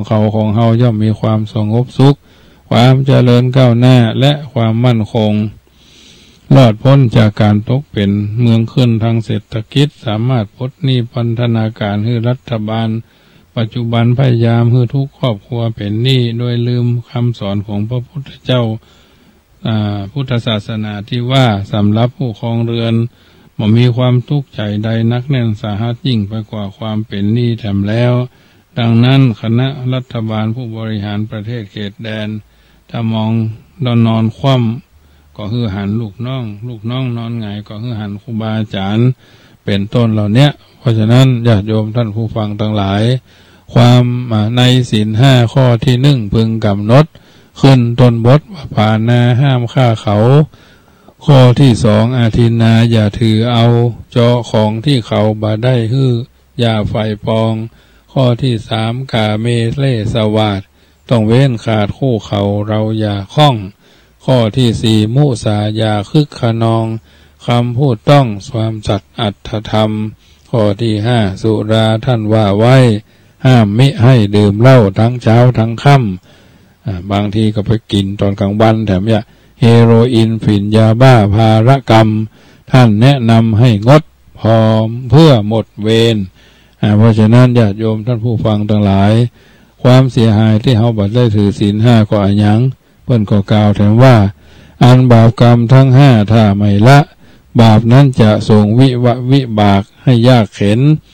ตามประเภทเหตุที่ทำเป็นกรรมเป็นเวรคิดให้เห็นเว้นให้ไกลจะได้ทำการเบียดเบียนชีวิตผิดชีพเขาทำให้เราอายุน้อยถอยลงต่ำปราศจากอนามัยใช้ไข้ประจำผู้ใดทำกรรมนี้ชีพไม่ยืนปล้นสะดมโกงกินสินทรัพย์เขาอย่าร้อนเร่าจิตใจไม่แช่มชื่นบางคราวเฉยก็อย่าหวังว่ายั่งยืนบางคนรวยอย่าคิดหวังว่าว่ายั่งยืนต้องเป็นอื่นและจนลงอย่าสังกาข้อที่สี่พูดอะไรใครก็เชื่อคนไม่เบื่อระอาเหมือนปราศัยจะเชิญชวนใครจริงที่เป็นที่ทำสิ่งใดเข้าเต็มใจพร้อมพรักสมัครธรรมข้อที่ห้าอานิสงส์จงประจักษ์จะมีหลักจัญญาถ้าคมขำโดยมีสติมั่นคงความทรงจำปัญญาล้ำเลิศสัตว์ในปัตตภีหากเห็นจริงหญิงชายทั้งหลายอย่าละเลยพยายามตามวิถีประพฤติตนเกิดผลกุศลมีเป็นความดีติดตามอาจทุกชาติไปเฮารักษาศีลแล้วเฮาก็ต้องปฏิบัติธรรมคือการทำหน้าที่ของตนให้ถูกต้องและเหมาะสมคำบัณฑิตแต่เดิมก่อนกี้ได้ประพันธ์บทกรเกี่ยวข้องโดยบทที่ บนโดยข้องหน้าที่ของพุทธศาสนิกชนอันมีพ่อแม่เป็นต้นจนทุกๆคนท่านเกี่ยวข้องกับข้อการระวางการซึ่งรวบรวมเป็นผู้รูปเล่มเพื่อเป็นแนวทางบรรณาธิการมุทิตาการและขอหลอดเจิญเผยแผ่คำสอนในทางพระพุทธศาสนาของหมู่เฮาเหล่าเจ้าข้าได้ตามลำดับเพราะฉะนั้นถือว่าญาติโยมได้ยินได้ฟังน้ำทำคำสอนส่วนนี้ก็มอบเป็นบรรณาการแก่ทุกคนที่ยังบัดรับนอนเด้อวันพรุ่งนี้เป็นวันศีลเป็นวันพระเป็นวันธรรมสวนะที่ท่านสาธุชนอาจจะไปวัดไปวาใครวัดใครวาวันพรุ่งนี้วันพระเดือน5เหนือแฮม8ค่ำตรงกับวันพุธญาติโยม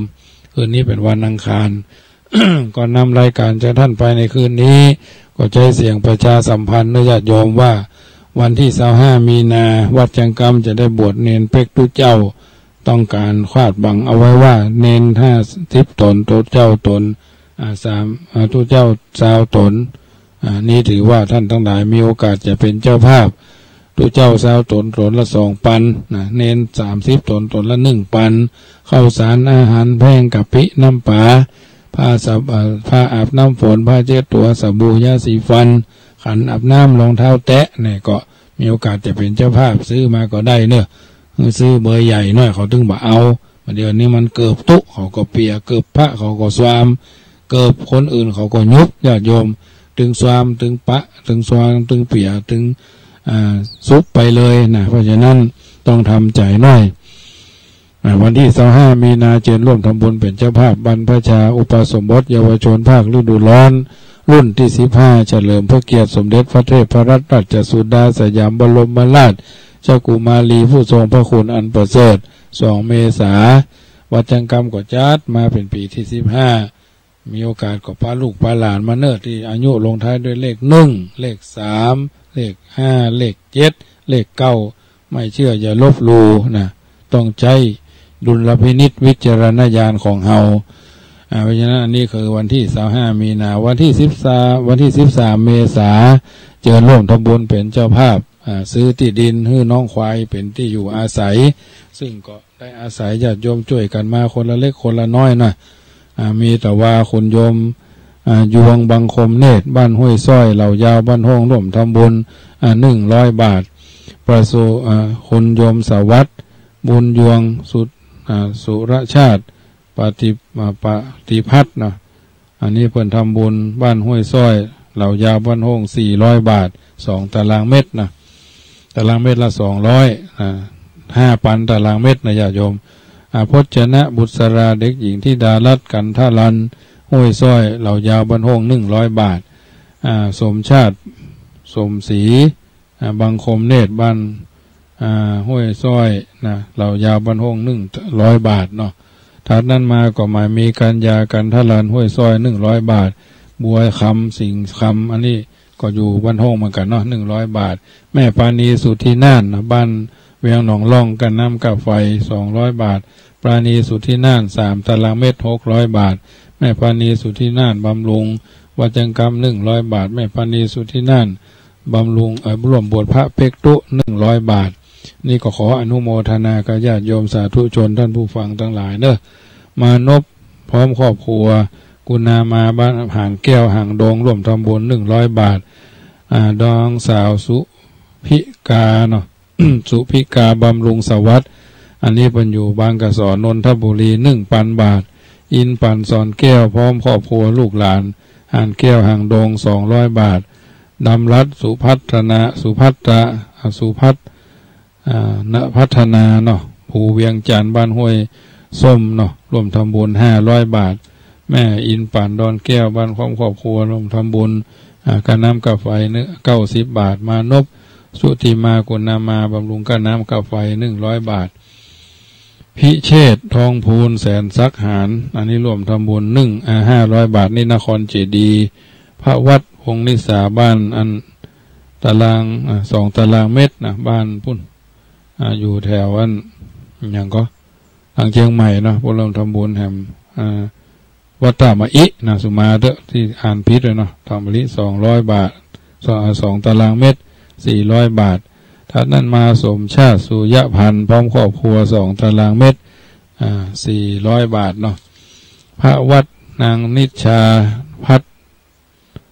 พัชธรรัชกรนสวรพรหมพัชธร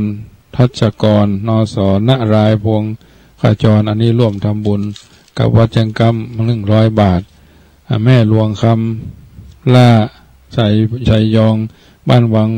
งผาง200 บาทวินัยทัศนีร่วมทำบุญ100 บาทกระนำกาไฟวัดจังกำแห่ม100 บาทสาวาโสดาบุญปัญญาเรืองวังผาง100 บาทแม่พ่อบุญธรรมแม่รัตนาสังคำฟันบ้านหนองโป่งหนองเวียงป่าตำบลเวียงป่าเป้าร่วมทำบุญ200 บาทเรือนคำอภิวงงามบ้านห้วยยุม่วงห้วยยาบบ้านทิร่วมทำบุญนี่200 บาทสุพินล่าแก้วพร้อมครอบครัวโรงสีแม่ปอกลี1,000 บาทอันนี้ได้รับไว้เป็นที่เรียบร้อย2-3 วันที่ผ่านมาวันคุณคณะของคุณโยมละลิตาปัญโยภาสร่วมทำบุญเป็นในการซื้อที่ดินของวัดจังกำจำนวน100,000 บาทนะคณะของคุณโยมละลิตาปัญโยภาสดารานักแสดงและกัลยาณมิตรเปิดร่วมทำบุญเป็นตั้งต้นไว้จำนวน100,000 บาทญาติโยมเพราะขาดแถม900,000 บาทเนื่องในการที่จะซื้อที่ 5,000 ตารางเมตรละ200ญาติโยมสาธุชนท่านผู้ฟังทั้งหลายให้1 ล้านบาทเพื่อเอาไว้เป็นพุทธสถานเป็นเลี้ยงดูน้องควายซึ่งน้องควายนั่นก็ได้อาศัยวัดได้มาอยู่อาศัยวัดเตตมาภาพไทยกันไปเมื่อวันที่2 มกราที่ผ่านมาบัดนี้การเลี้ยงดูก็ดูเอาใจใส่ตามสมควรแก่สมณวิสัยเกี่ยวหญ้าเอามันกล้วยคือมันกระถินคือมันตุ้ยจนมันก้นมนอุ้มลุ่มญาติโยมอันนี้ถือว่าเป็นสัตว์ที่มีคุณกับชาติประเทศที่ผ่านมาเป็นกระดูกสันหลังของชาติเป็นการที่เขาได้ให้ใส่นากันมาบัดนี้มันหมดยุคที่จะทำนาด้วยควายเนื้อควายหนังมันเป็นควายเล็กเขาไถเขาใช้รถไถแล้วเขาปล่อยน้ำเข้าแล้วก็มีการดำพ่องวานพ่องนาบดเดียวนะเพราะฉะนั้นก็ถือว่ามีโอกาสก็ร่วมกันเนอะ13 เมษายนญาติโยมสาธุชนอยู่ในทิศทั้ง4ร่วมเป็นเจ้าภาพคนละตารางเม็ดป่อมันเห็นตารางเม็ดแม่มาเห็นตารางเม็ดก็จะได้ค่อยใจถึงแปลงจะถึงก็โทรศัพท์เข้ามาได้เนอะที่0861875325ญาติโยมอาตมาภาพก็จะรอสายศรัทธาญาติโยมในทิศทั้ง4ถ้าบัดรับบนอนกันเตื้อก็โทรเข้ามาเนอะ0861875325หรือจะทำบุญทางธนาคารกรุงไทยโลตัสป่าซางกองทุนเลี้ยงควายกองทุนเลี้ยงควายหมายเลขบัญชีกรุงไทยโลตัสป่าซางที่หมายเลข7980020021894นะ7980020021894โทรเข้ามาโทรโอนเข้ามาได้เนอะถ้ามีโอกาสเนาะคนละเล็กคนละน้อยแต่เจ้ากับพี่น้องต่างพุ่นต่างดงห้วยเย็นเพิ่นก็มาเป็นเจ้าภาพโรงทานที่วัดน้ำดิบหลวงมาร่วมกันเป็นเจ้าภาพเอาซองพระพุทธศาสนาซอง10 กว่าคนละน้อย2 น้อยเนาะจะไปทำคนเดียวเนาะญาติโยมซึ่งสิ่งต่างๆสิ่งละอันพละน้อยเขาก็ช่วยกันไปเนาะมีน้อยก็ตานน้อยมีนักก็ตานนักเพราะฉะนั้นถือว่าเขาช่วยกันอยู่กันอย่างพี่ดีกันอย่างน้องปรองดองกันเหมือนญาติมีโอกาสก็ช่วยกันไปที่วัดจังกำนี่ก็จะมีงานเมื่อวันที่25 มีนาบวชพระเพกตุต้องการลูกหลานที่จะเอามาบวชในโครงการก็โตน 2,000 บาทใครที่มีลูกมีหลานอายุลงท้ายด้วยเลข1 21 23 25 27 29เนี่ยถึงก็มาบวชได้ส่วนจังบวชประเดี๋ยวนี้พ่อแม่เขาได้กราบได้แม่ได้กราบได้ไหวพ่อแม่พ่อเพิ่นต้วงได้ดิ้นได้กินได้ว่าได้กล่าวได้สอนได้อบได้ลมได้แต่เมื่อเขาวนปันอยู่บ่ได้ประจวงเพิ่นเข้าสู่ศาลพระเจ้ามันก็บ่มีความหมายนะเพราะฉะนั้นเมื่อยังบนต้วงได้เพิ่นฮื้อศีลฮื้อปอนเขาได้บวชพรบุญแทนคุณได้อายุ21ถึงอายุ55นะญาติโยมบวชที่วัดจังกำได้15 วันนะ15 วัน15 คืนอยู่ที่นี่หรือญาติโยมบ่ได้มีลูกเบาลูกสาวบ่มีลูกเบาบ่มีหลานเบาก็พากันเป็นเจ้าภาพตรวจทุเจ้าสาวตนละ2,000 บทตุเจ้าเป็กตุเจ้า20 ตนละ2 ปันบรรพชาเนน30 ตนละ1 ปันไผ่จะเอาข้าวสารอาหารแห้งกะปิน้ำปลารองเท้าแตะผ้าเช็ดตัวสบู่ยาสีฟันมุ้งครอบก็มาเป็นเจ้าภาพได้ซื้อมาก็ได้ถ้าจะมาถวายสังฆทานช่วงก่อนพระบวชพระเป็กตุก็เมื่อต้องไปซื้ออันสังฆทานถังเหลืองเนอะซื้อข้าวสารเจ้าก็ได้ข้าวสารเหนียวก็ได้เอามาตานที่วัดเราจะได้เอาไว้หุงข้าวต้มแกงเลี้ยงแขกไปไผ่มานะญาติโยมนะเพราะฉะนั้นมีโอกาสก็ร่วมกันได้หรือบ่ได้มาโอ้ยแม่ไปไหนบ่ได้จะฮื้อลูกสาวลูกบ่าวโอนฮื้อก็ได้ที่ธนาคารกรุงไทยโลตัสป่าซางหมายเลขบัญชีก็79800211894นะญาติโยมมีโอกาสก็กินก็ทานกันได้เป็นว่าทำบุญหยาดน่านกินตาลหลวงหลายจักได้สบายเกิดทุกข์ภายหน้าเข้าตอกบานกินตาลเถิงดอกไม้บานกินตาลม่วนพี่น้องตั้งเชียงใหม่ฟังขึ้น 104.50 วัดฝ่ายหินจำเสียงกันได้ก็เคยออกสถานีวิทยุขึ้น96ซึ่งสมัยนั้น4:15 ถึง4:45เมตตาบารมีธรรมในท่านพระมหาพิษณุจารุธรรมโมวันพฤหัสบดีพอดีท่านสุขภาพบ่ค่อยอำนวยระยะหลังๆก็ภารกิจหลายก็เลยขอเปลี่ยนเป็น4:00 ถึง5 โมงถึง7 โมงปรากฏว่าเพิ่นได้ออกแค่ชั่วโมงเดียวรายการทั้งขึ้น91เพิ่นก็ไปจัดแตนเข้าทุนที่แตนก็เลยลายเซ็นอาตมาภาพและพระครูสมศักดิ์และญาติโยมที่เพิ่นอาราธนาศีลอาราธนาธรรมอาราธนาศีลทุกวันในตลอดสัปดาห์ก็ถูกตัดออกไปเปลี่ยนผังใหม่แต่ทั้งนี้ทั้งนั้นโดยน้ำใสใจจริงน้ำใสใจแจ้งโยมแม่โยมพ่อโยมพี่โยมป้าโยมอาวโยมอาที่ฟังขึ้นนี้ก็ฟังตั้งขึ้นวัดฝ่ายหินได้เนอะทุกวันอังคาร20:30 ถึง 4:00 ญาติโยมน้ำธรรมคำสอนเพิ่นว่าน้ำเพชรที่ว่าใสๆยังสู้น้ำใจที่บริสุทธิ์มาได้ช่วยกันไป1+1 เป็น2 2+2 เป็น4ก็ตามโอกาสและจังหวะเวลาทางนี้ทางนั้นเพราะเราบ่ได้อยู่ในสังคมคนเดียวเราอยู่กันหลายผู้หลายคนมากความคิดโดยจิตอันเป็นกุศลทางนี้ทางนั้นเราก็ถือว่าช่วยกันไปประคับประคองกันไปเพิ่นว่าการยืนรอโอกาสและโชคชะตาในสิ่งที่พอบาหันในสิ่งที่พากันจินตนาการก็เหมือนกันเหมือนกับการมีชีวิตที่ยืนศูนย์เปล่าไปบ่ได้แต่การใช้ชีวิตโดยการกระทำที่สามารถทำได้เรื่อยๆชีวิตนั้นจะมีคุณค่าอยู่เสมอทุกวันเพราะฉะนั้นโลกนี้สว่างด้วยแสงไฟเพราะว่าจิตใจดีมีธรรมะชนะมดจิตใจคดธรรมะมดบสดใสมีศีล5ธรรมะมีอยู่ในใจมีสิ่งใดบสุขเต้าเฮามีธรรมนะเพราะฉะนั้นน้ำธรรมคำสอนมี 84,000 พระธรรมขันธ์เขาก็เลือกเฟ้นเอาศีลธรรมให้คนน้ำใจงามธรรมะทำให้คนจิตใจสูงศีลธรรมจึงนำให้คนเจริญรุ่งขอให้มุ่งรักษาศีลประพฤติธรรมนะจงอย่าเดินตามหลังใครจงเดินตามพระวินัยทุกเมื่อเชื่อวันเนี่ยนี่ถือว่าเอาเดินไปคือถึงจุดประสงค์และเป้าหมายคือที่สิ่งที่เราปรารถนาแล้วแล้วเสียยังเจโตมานิทานจุเนี่ยจุประการไปใจนั่นญาติโยมท่านผู้ฟังทั้งหลายอายุมากอย่าคิดมากให้มากเรื่องคิดให้เปลืองเวลายังเหลือน้อยอายุมากต้องเริงร่าอย่าละห้อยต้องหมั่นคอยปล่อยวางบ้างก็ดีอายุมากต้องคิดบวกอยู่เสมอคงได้เจอได้พบความสุขีอายุมากไม่ต้องหวังความมั่งมีเป็นเศรษฐีดีไม่ดีจะไปไวอายุมากต้องเมตตาเป็นที่ตั้งอยู่ยืนยั้งผู้คนน้อมกราบไหว้อายุมากถูกเบื่อบ้างไม่เป็นไรถึงยังไงให้เบื่อได้ไม่กี่ปีนะพรไทยเลิศพรใดประเสริฐจงบังเกิดแก่กัลยาณมิตรผู้มีจิตอันเป็นกุศลทุกคนทุกท่านสาธุชนคนดีกัลยาณมิตรผู้มีจิตอันเป็นกุศลทั้งหลายน้ำธรรมคำสอนในทางพระพุทธศาสนาสอนให้เราท่านทั้งหลายเป็นคนดีเราอยู่ในสังคม คน5ประเภทเราจะไปใกล้นะคน5ประเภทเราจะไปใกล้คนที่5ประเภทที่เราจะต้อง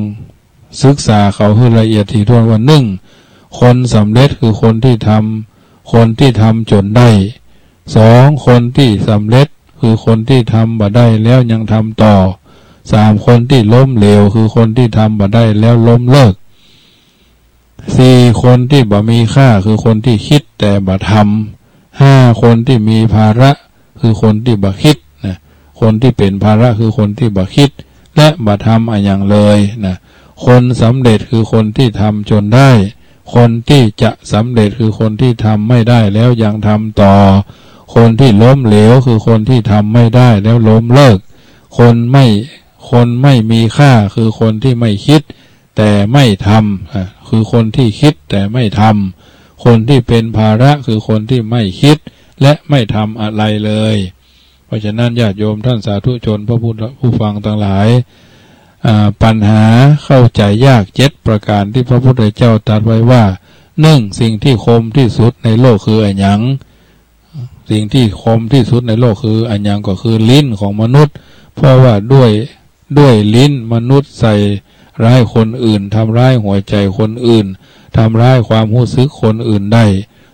ระยะทางที่ไกลที่สุดจากตัวเฮา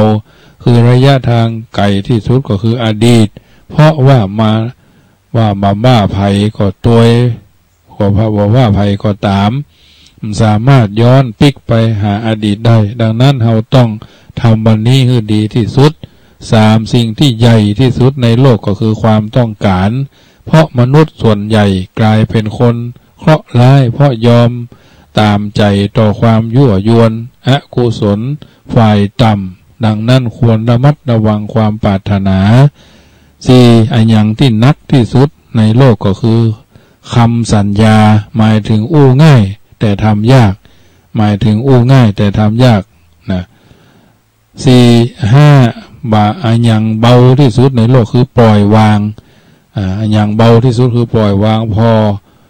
พอดูคนหลายคนวิ่งไล่เอาความร่ำรวยจนเหนื่อยล้าแต่บางคนปรารถนาเพียงความพอดีของชีวิตนะอันยัง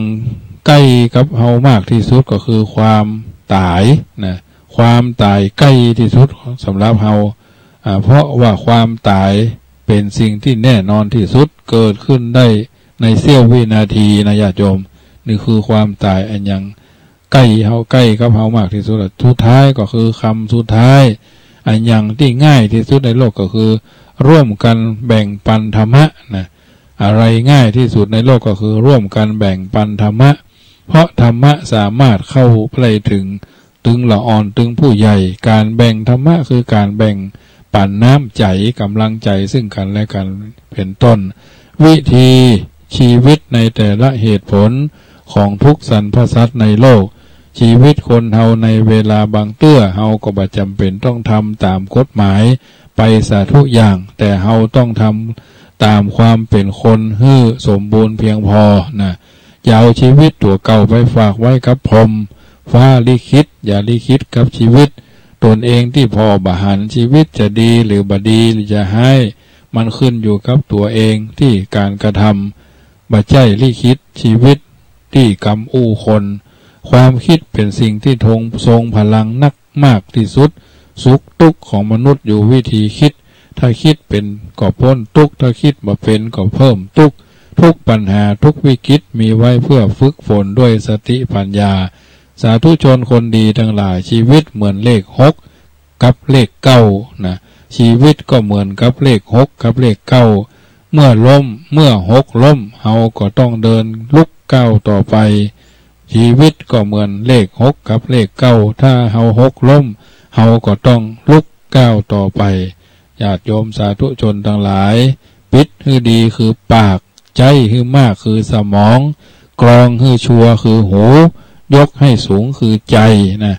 ปิดให้ดีคือปากใช้ให้มากคือสมองกรองให้ชัวคือหูยกให้สูงคือจิตใจนะยกให้สูงคือจิตใจญาติโยมสาธุชนได้ดีได้เข้าใจในอัตถธรรมคำสอนในทางพระพุทธศาสนาแล้ว ก็จะพบหนทางแห่งความสุขกายสบายใจรายการเสียงธรรมก่อนรับตาในค่ำคืนของวันอังคารในแต่ละสัปดาห์ญาติโยมสาธุชนได้ยินได้ฟังแล้ว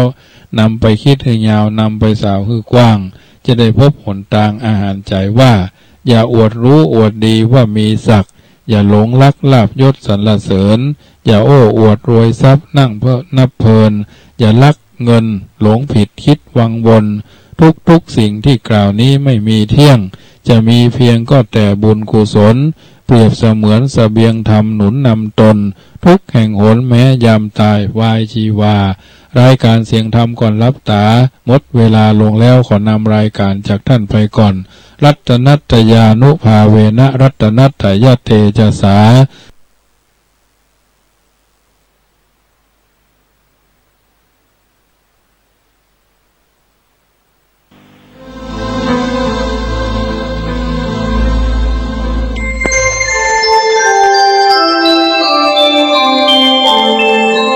ขณะนี้ท่านกำลังฟังสถานีวิทยุกระจายเสียง FM 104.5 เมกะเฮิรตซ์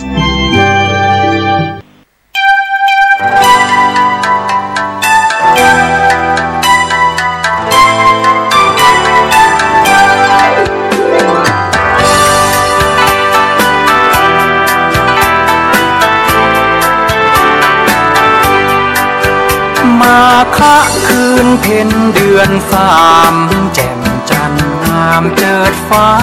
อำไพส่องสว่างอยู่กลางแดนไกลมณฑลป่าไผ่พระเวรุวันพระอรหันต์องค์เจ้าร้อยพันอรหันต์องค์เจ้าต่างองค์ตรงเฝ้าพระพุทธองค์ทรงทันมาพร้อมเพรียงเรียงรายมีได้นัดหมายกันเป็นมหัศจรรย์